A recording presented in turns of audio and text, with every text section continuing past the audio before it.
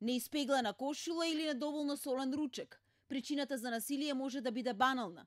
Насилникот е во најголемиот број случаи под дејство на алкохол, а жената со години ги трпи сите навреди или физички удари, бидејќи тој е маж, глава на семејството.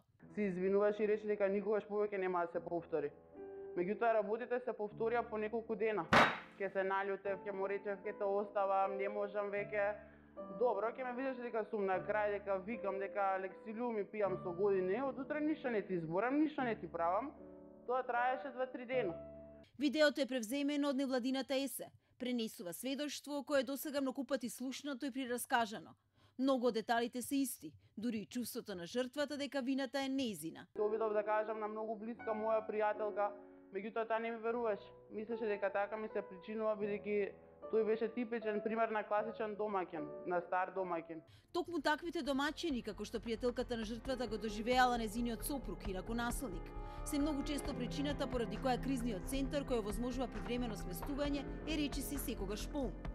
Излезе за жртвите и нивните деца, бидејќи во него може да останат до 48 часа. Во кризниот центар доаѓале баш со тешки телесни, искршена рака, нога, видливи големи модринки, со отоци, не е само шлаканицата. Во кризниот центар доаѓаат кога насилството е на врвот, кога или се истепани или се избркани надвор од станот заедно со децата. Одлучуваат да побараат помош тогаш кога нивното тело не може да издржи ни еден удар повеќе и кога не име веќе грижа за угледот кој претходно со години грижливо го негувале. Најчесто е срамотот од средината, од околината. Да излезеш и да кажеш дека си малтретирана, па што ќе кажат сите околу.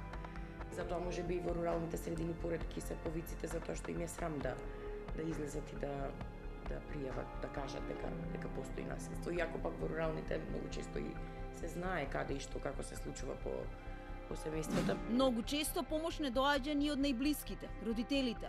Сама си го бираше ќерко е најчестата реченица.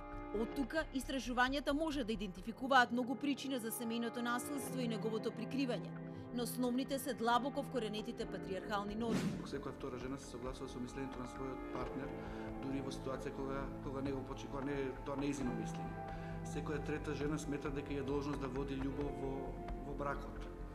Исто така беше загрижувачки дека секоја четврта жена сметаше дека во одредени ситуации го оправдуваше и физичкото насилство. Во патриархално општество како нашето насилството станува меѓу зидовите на станот, зад заклучена врата на која никој не тропнува за да го спречи и пријави ова неприфатливо однесување. Соодветна реакција според невладините нема ни од надлежните институции. Центрите за социјална работа и полицијата многу често не поднесуваат предлози за привремени мерки за заштита од семејно насилство, за потоа судот да ги изрече. Реакцијата кај нас на институциите се случува најчесто кога ќе имаме фатални последици, кога ќе имаме убиство како резултат на семејно насилство, кога ќе имаме тешки телесни повреди како резултат на семејно насилство. Нас ни се случува дури и во една кривична постапка, кога имаме кривични пријави поднесени за процесуирање на сторени дејствија за семејно насилство, дури 44% да во текот на постапката овие бидат отфрлени.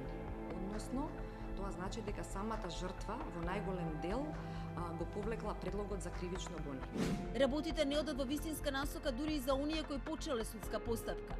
Казните за сторителите се исклучително благи, па така и во случај на тешки телесни повреди се изрекуваат условни осуди. Во ваква ситуација Вели Гелевска не треба да не зачудува податокот дека само во последните 2 години имало 19 случаи на убиства при семејно насилство. Посебен проблем е и отсуството на сместувачки капацитети. Невладините предупредуваат дека од поранешните 7 шелтер центри во кои жртвите може да останат до 8 месеци, сега се останати само 4.